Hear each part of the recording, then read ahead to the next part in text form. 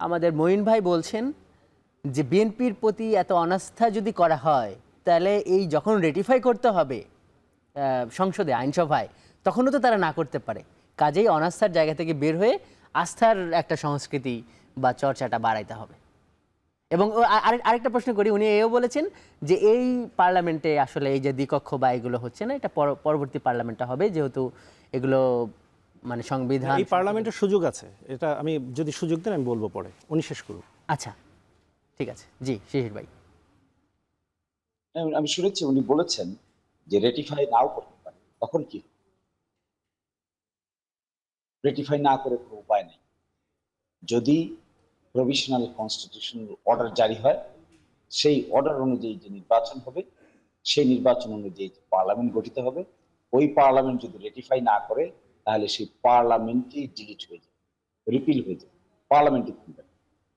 সেই ক্ষেত্রে বিএনপি বলেন আর জামাত ইসলামী বলেন, যে দলই বলেন, যদি প্রভিশনাল কনস্টিটিউশনের অধীনে নির্বাচনে অংশগ্রহণ যারা করবে তারা যে কেউই পার্লামেন্টের সংখ্যাগরিষ্ঠতা অর্জন করুক না কেন, প্রত্যেককেই ওই পার্লামেন্টে সেটা রেটিফাই করতেই কোনো অপশন থাকবে না।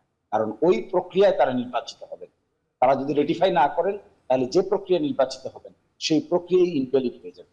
তারা সংসদ সদস্য হিসেবে সংসদের অস্তিত্বই থাকবে না। কারণ দ্বিকক্ষ বিশিষ্ট পার্লামেন্টের যদি নির্বাচন হয় আর এটাকে ওনারা রেটিফাই না করেন, না করে কি করবেন? না কোন দিকে যাবেন? জামাত ইসলামী কি করবে?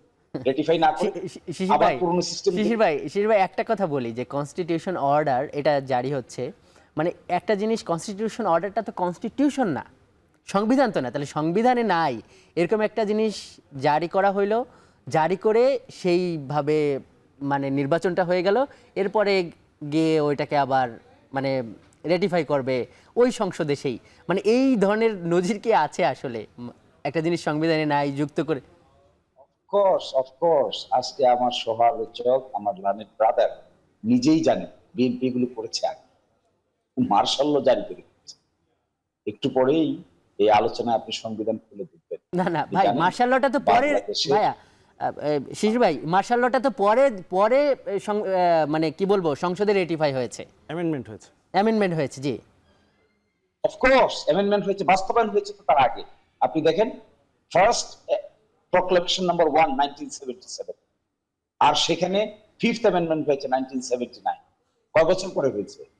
2 বছর।